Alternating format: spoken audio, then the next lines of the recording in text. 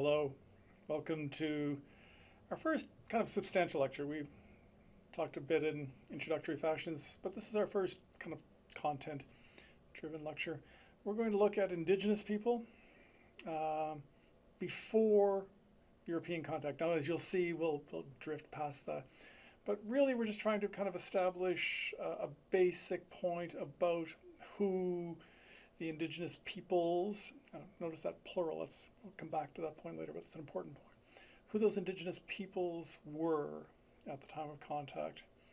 And talk a little bit about their differences rather than their similarities. We have this kind of notion of, I think, of Indians, that there's a bunch of Indians here.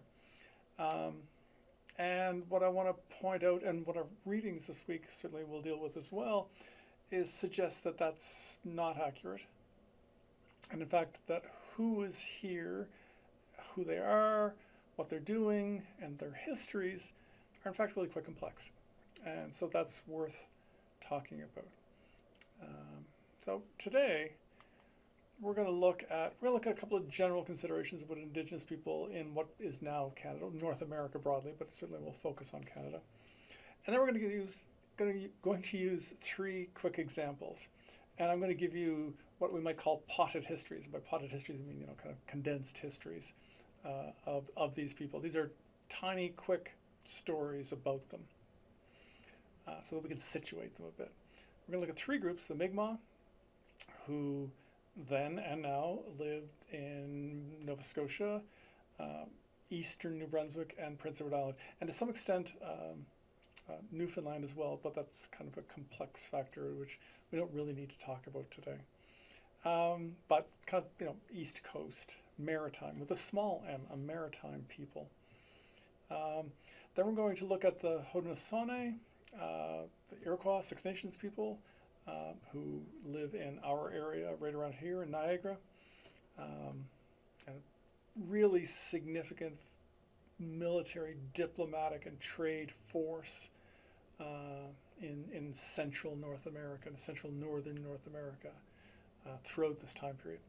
And then the Plains Cree, who, as the name suggests, lived on the plains. And we won't spend a lot of time in this course on the plains, but we'll spend some time there. We'll talk about the buffalo hunt, we'll talk about the expansion into Western Canada, and we'll certainly see the Cree there, and we'll certainly see the important role they played. And then in a subsequent video, not in this video, in another video, we'll talk about the fur trade. But really what I want you to see here are three distinct people. And I want you to see that they have distinct histories.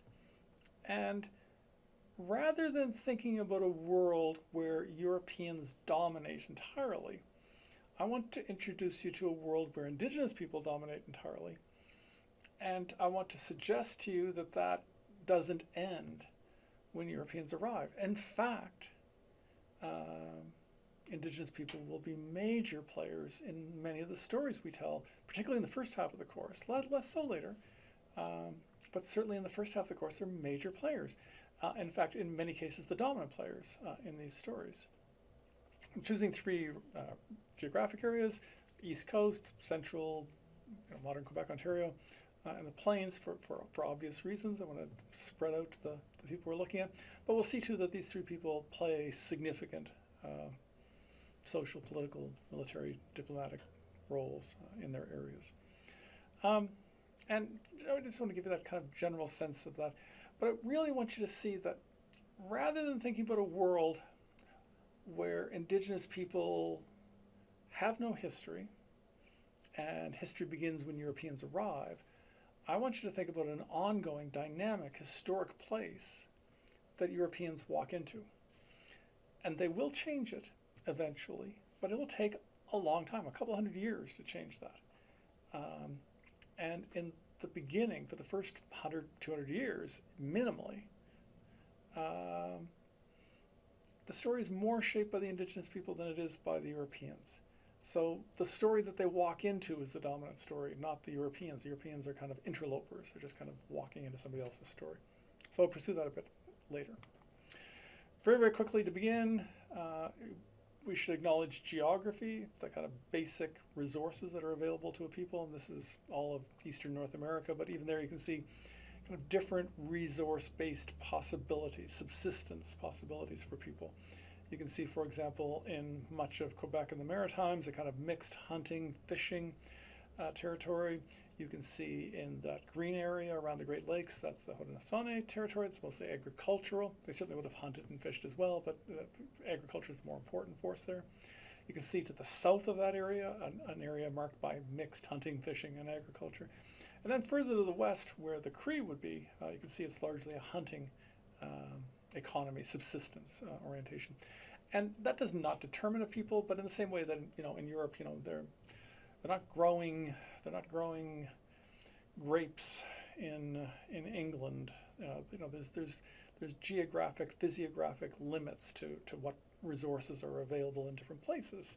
The food of the Mediterranean is different than the food of Scandinavia, and just kind of obvious things like that. But it's an influencing factor in what can take place in those places. It's just kind of acknowledging that for a time.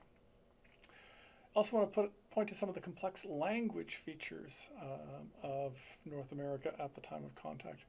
In terms of Canada, you can see certainly in eastern Canada, a big swath of territory dominated by Algonquian languages.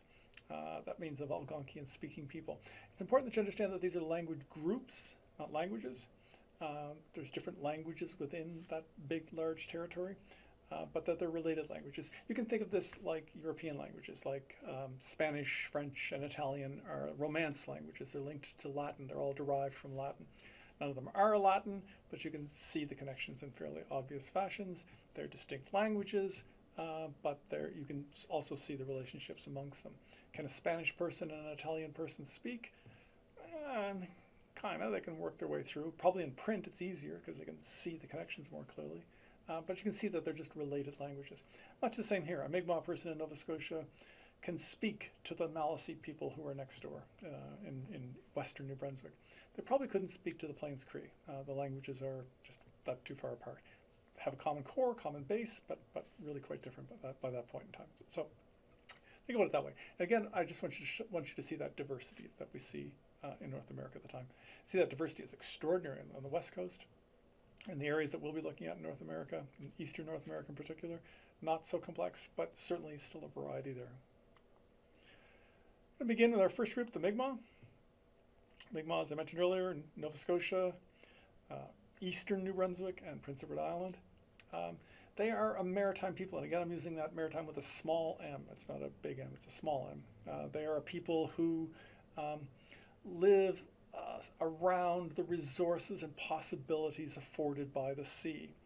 Part of that possibility is defined heavily by this, very distinctive canoes that the Mi'kmaq built. And what I want you to see is that high side. These are ocean-going canoes. Do not think of this as the kind of thing you paddle around the lake in the summer. This is a substantial canoe. Now, this is an 18th century drawing. It's meant to fit into a kind of corner on a map. It's a fairly small drawing. It's not a painting. It's actually quite a small version of a Mi'kmaq canoe. The real ones would have been substantially bigger than this. But certainly in terms of the basic design, it shows you the kind of canoe Mi'kmaq peoples would have used. These are ocean-going canoes. We know factually that the Mi'kmaq ranged as far south as Cape Cod and as far north as Newfoundland and Labrador and as far west as Montreal. So that means they went across the ocean, the open ocean, in these canoes. These are impressive technological devices, which enabled them to engage in trade over great distances, but also to engage in warfare over great distances. And I'll tell you a story about that in a later lecture. This is a 19th century painting showing a Mi'kmaq camp, small, looks like a kind of family-centered thing. It seems to be in the summer, which makes it a little bit unusual because usually in the summer they would have gathered in larger village-like groups, but I'm not sure entirely how accurate this painting was in terms of exactly what it saw. It might have been as much from memory as from being on location or anything. But it does give us kind of a sense of Mi'kmaq life. Estuaries, that's where rivers meet the sea, are resource-rich areas. There's lots of shellfish available, lots of fish available, lots of ducks, fowl, other animals coming to these areas to feed on other animals. So really, and berries and plants growing in this area would have been abundant. This is a resource-rich area So it attracted large amounts of settlement, seasonal settlement. They would spend their summers here and then break up into smaller groups and head out into the inland, where they would hunt bear and deer and moose and so on. Because the life along the shore would be certainly the access to those resources in winter would be weaker at that time of the year. So they move inland. This is an 18th century illustration of a Mi'kmaq hunter. It's described here as an Acadian man, but what they mean is the men of Acadia. An Acadian, we'll talk about them more later, they're French settlers in Acadia. But this is an Indigenous person, a Mi'kmaq hunter, a drawing made in the late 18th century. The second group we're going to look at, the Six Nations, the Haudenosaunee. Most of their lives are lived around central eastern North America, New York, Ontario, Quebec area, centered around what's today Lake Ontario, predominantly to the south, but certainly stretching up into the St. Lawrence River Valley, certainly stretching into modern day Ontario, and certainly in many ways stretching south and west as well. We'll talk more about that at a later date. The Haudenosaunee are important people militarily, diplomatically, and trade-wise in all of North America, probably the most powerful and most important of all the Indigenous peoples. They range very, very broadly. They have a significant military presence. They have a significant trade capacity. They have a rich cultural heritage. They are, in the context of their time, a very powerful people. And they will play a very important role in the colonial history of North America in this time period. I want to emphasize that their history changes. That's because it's a history, it's a story. They are Six Nations. They are a confederacy of other peoples. Just in that title alone, we know that there is history. That confederacy had to form out of separate peoples. This map gives you some sense of the movement of both conquest and assimilation that you can see of them encountering other peoples and either conquering them or assimilating them into their political organization. And this shows their location about on the eve of conflict. And what I want you to focus on particularly here for this discussion is that orange line on the right-hand side going up the St. Lawrence River Valley. That's what the earliest European observers arriving in the St. Lawrence River Valley note. 100 years later, they're no longer there, and there's a story there, there's history there, and it's actually related to the Mi'kmaq. And we'll tell that story in a later class. But again, it points to a kind of dynamic, ongoing, purposeful set of stories related to trade, relating to military issues, relating to diplomatic issues, and a changing one and an historical one. We'll pursue that again a little bit more later. The Haudenosaunee were an agricultural people, and agriculture is really critical for them, critical in a lot of ways. Most importantly, it allows them to create food surpluses, which allows them to have people who are not dedicated to bringing in food all the time, like those Mi'kmaq hunters. The food for the Mi'kmaq primarily comes from hunting and fishing, which means the men that do that are spending much of their time engaged in providing food, not engaging in warfare. Haudenosaunee, on the other hand, can have a distinct military class. It will change them as a people, make them a more aggressive, or allow them the possibility at least of becoming a more aggressive people, a more military people.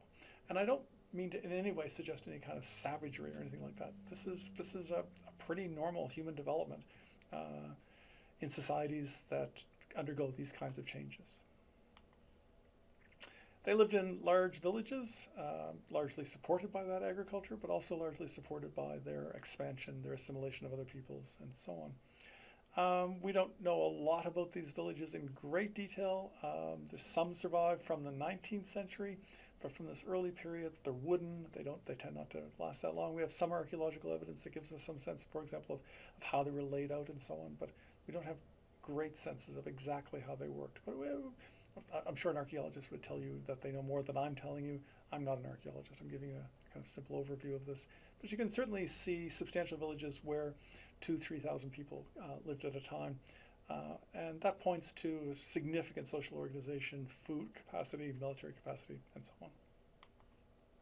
Third group we're going to look at, the Plains Cree. As the name suggests, they live on the plains.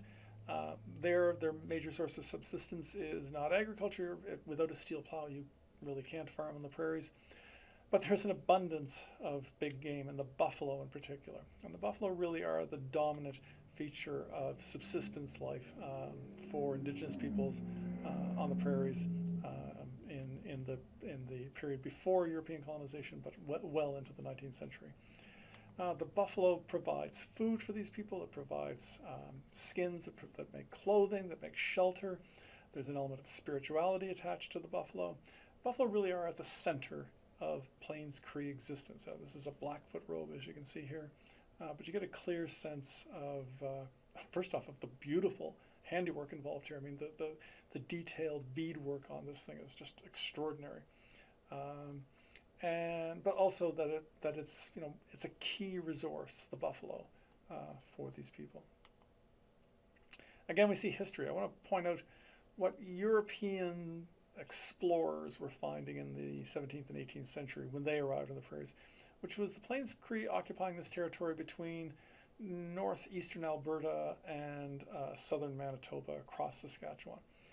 The Plains Cree name is to differentiate them from the Woodlands Cree. And about the time of settlement, there was probably a very small population, if any, actual plains residing Cree people.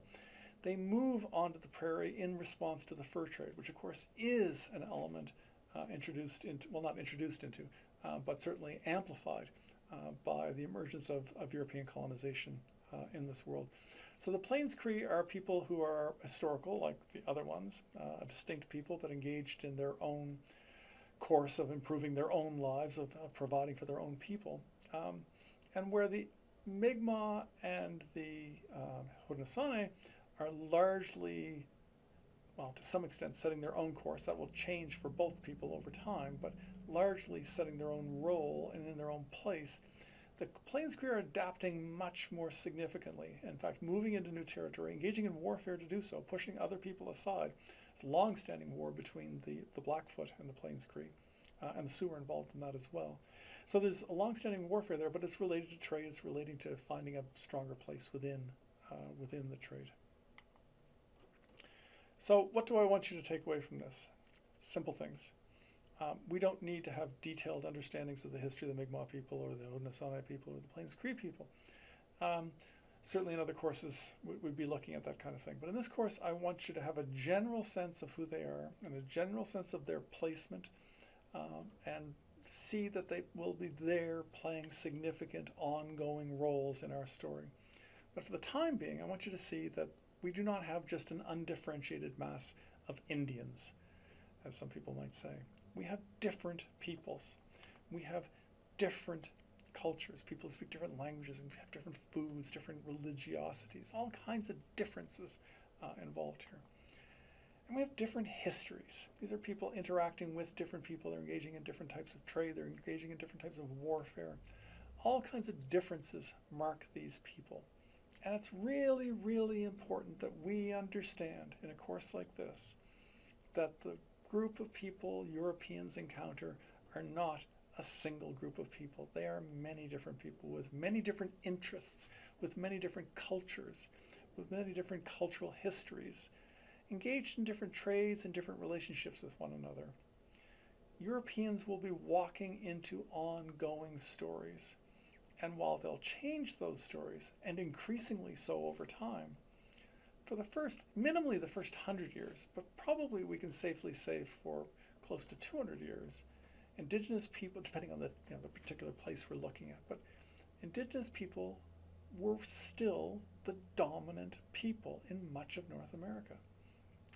And that's a simple fact and something that we need to acknowledge when we think about this period. It's not just about Europeans making Canada, making the United States.